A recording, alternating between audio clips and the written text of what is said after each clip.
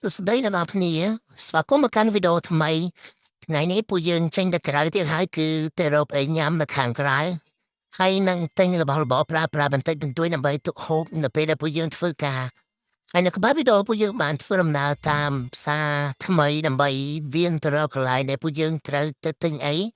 គឺទៅ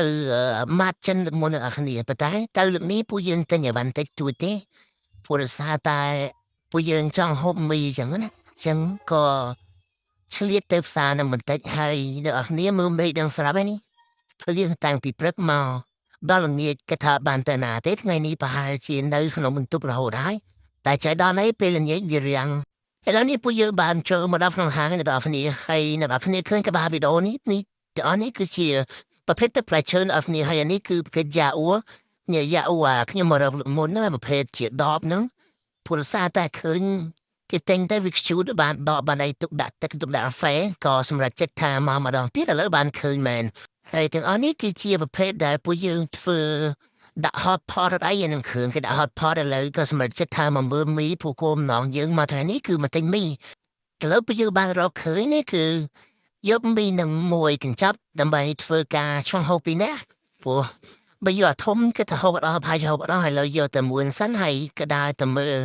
គ្រឿងផ្សេងទៀតដើម្បីដាក់ជាមួយមីព្រោះអានេះយើងមើលប្រភេទប្រហិត hot dog អីវ៉ាន់ហ្នឹងហើយ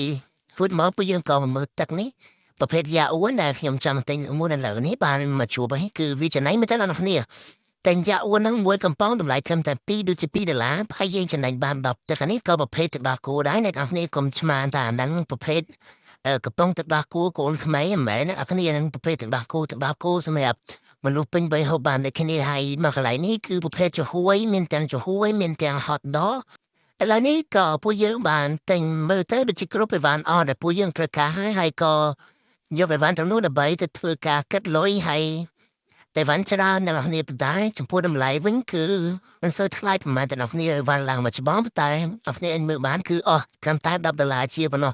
$10 5កាក់ឥឡូវនេះមកតាមផ្លូវចិត្តដល់ផ្ទះពួកយើងក៏ក្រឡេកទៅមើលឃើញត្រេនគាត់ដាក់លក់តាមផ្លូវទៅនៅមកទៅអ្នកគ្នាហើយមេស្រីខ្ញុំក៏គាត់ថាចង់ញ៉ាំត្រេនអញ្ចឹងចុះជូនគាត់ចូលទៅទិញហើយពួកយើងចុះទៅទិញនេះគឺទៅទិញសាច់សុទ្ធអ្នកគ្នាគេបកហើយគេបានសួរគាត់ថាតម្លៃប៉ុន្មានអីគាត់ប្រាប់ថាតម្លៃ55,000អញ្ចឹងចុះអាការព្រោះថាត្រេនលើវាខ្សត់ខ្សោយដែរអញ្ចឹងពួកយើងថាអត់តថ្លៃច្រើនក៏យកមកឲ្យគាត់ខ្ចប់ដាក់ថងអីមកនេះសមាការពីផ្ទះគាត់នេះតថ្លៃត្រូវមិនត្រូវដេញពេញនឹងឥឡូវនេះហើយឡើយនេះគឺក៏បានចាប់ឲ្យនៅពួកយើងយកកន្លះគីឡូណាគ្នាព្រោះសារតែ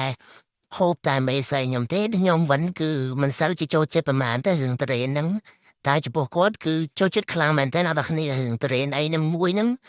សឹងថាបើសិនជានេះវិញមកទឹកសឹងហូបពីរដងតែហូបពីរដងកាទេ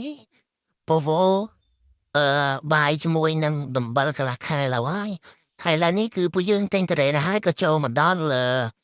ភេទសាច់ដែលពួកយើងយកទៅហូបបាយនឹងនិយាយព្រោះថាអត់បានធ្វើម្ហូបទុកផងហើយមកតាមផ្លូវឃើញអីមួយហ្នឹងនៅចិត្តផ្ទះយើងដែរក៏ចូលទៅមើលទៅដើម្បីតែងនេះប្រហិតហងមានត្រីងៀតហងហើយមានកញ្ជូនគូតមាន់ពួកយកទៅហូបបាយហើយទុកខ្លះទៅធ្វើការព្រឹកភាសាតែមេស្រីខ្ញុំគាត់ធ្វើការព្រឹកជាងងើបអត់សូវទាន់ប្រហែលទេបើនៅធ្វើម្ហូបដាក់ទៅកន្លែងធ្វើការទៀតចឹងវាយូរចឹងវីដេអូមានតែប៉ុណ្្នឹងអ្នកនរកុំភ្លេចជួយ Subscribe Channel ពួកយើងម្នាក់មួយផងដើម្បីទទួលបាននូវវីដេអូថ្មីហើយអរគុណអ្នកនរគ្នាសម្រាប់ការតាមដានវីដេអូពួកយើងពីដើមរហូតដល់ចប់ជូនពរអ្នកនរគ្នាសុខភាពល្អបាយបាយ